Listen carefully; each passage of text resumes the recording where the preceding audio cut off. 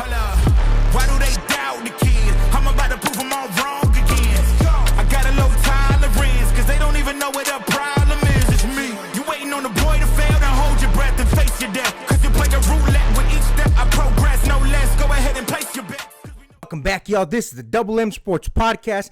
I'm your host, Jesus Dinero, here with my co-host, Puma El Gato. What do we got going on tonight, my man? We're talking about the explosive results that happened in the fight between Erickson Lubin and Vergil Ortiz Jr. Let's talk about it.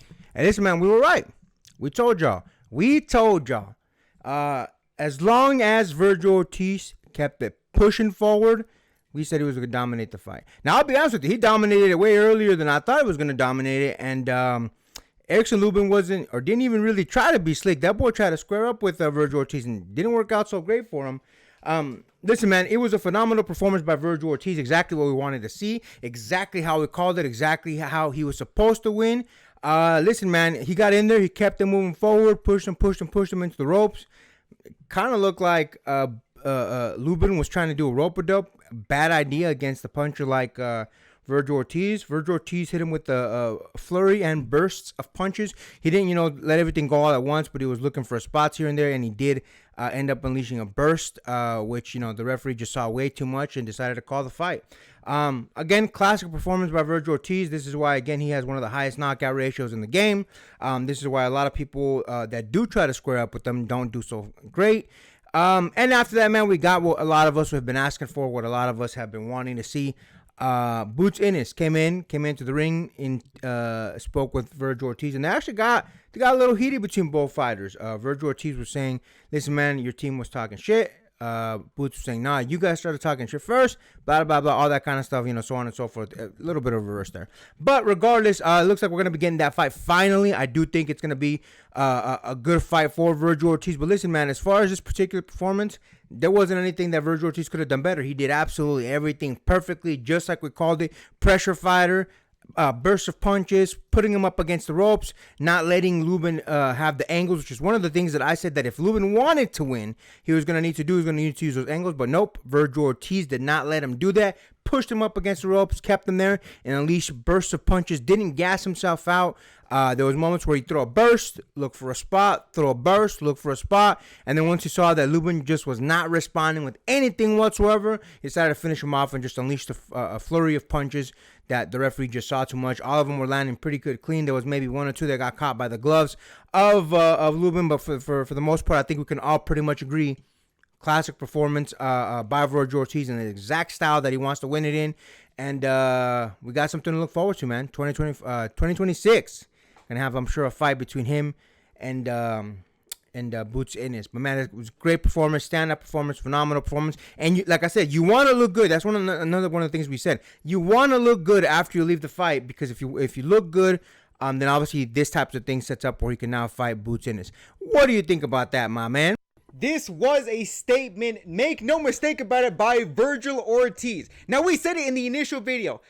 Usman Lima was TKO'd by Boots Ennis in the first round, which means we said in our initial for this fight between Vergil Ortiz and Erickson Lubin that Vergil Ortiz needed to make a statement against Erickson Lubin if he wanted to look strong against Boots Ennis. And quite frankly, after 2 rounds, TKO standing, mind you, against the ropes, again, in the second round, middle of the second round, by Vergil Ortiz, I think this is a statement. Now, I want it to be absolutely said. I tried to give Erickson Lubin his flowers in the initial of the fight. I said that Erickson Lubin was a very crafty individual, and as aggressive a fighter as he is, he likes to lay down traps. I said he was pretty smart and had a decent amount of ring IQ. I will, however, say that in our initial for this fight, I did say that you can lay down as many traps if you want. It doesn't matter if the fighter that you're up against keeps advancing and pushing as much as he can, and Vergil Ortiz pushed as much as he can. In fact, I want to say about 70% of round 1 was spent up against the ropes, with Erickson Lubin being on the defensive, which again, against an aggressive fighter, you don't want to do unless you were a phenomenal counterpuncher, which Erickson Lubin, I would debate. He isn't. He is a trap player, but that's not quite the same thing as a counterpuncher. Now, again, we said that Vergil Ortiz definitely did need to make a statement. And quite frankly, I do think that this is it. And I do think that with this, I think it's just basically locked in that we are going to get a phenomenal fight on our hands come 2026 against Boots Ennis and Vergil Ortiz. And quite frankly, this is a perfect setup for that fight about to happen. This was the good end of what was supposed to happen between the fight between Ryan Garcia and Rolly Romero. This is what was supposed to happen in the first place. A good tune-up fight for both of these men, about to look strong and about to head into a mega fight that's going to look even more phenomenal. But what do you think about all that?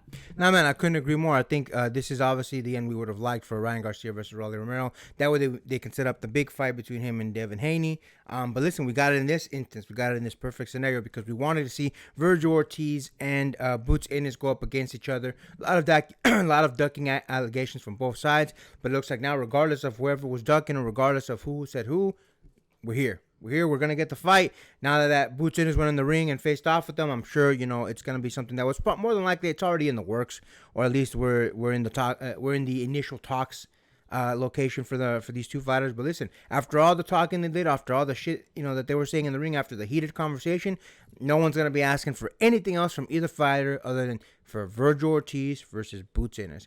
And listen, man, I think it's going to be a great fight, clash of styles for sure.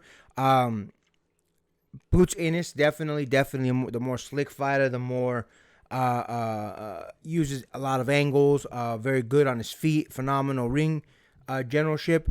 Vergil Ortiz, relentless pressure. He's gonna keep moving forward, trying to line some heavy blows. As long as he does body work, he stands a damn good chance at winning that fight. But listen, man, again, phenomenal work by Vergil Ortiz. Great fight. Up against Erickson Lubin. He did exactly what he needed to do. And listen, man, couldn't ask for anything more. Second round stoppage, raining heavy blows on Erickson Lubin. So we'll see how it goes, man. We'll see how it goes. Again, great work by Vergil Ortiz. And with that, make sure to like, comment, hate, subscribe, DM us about the bullshit. And Until next time, get rest and stay blessed. We'll see you in the next one.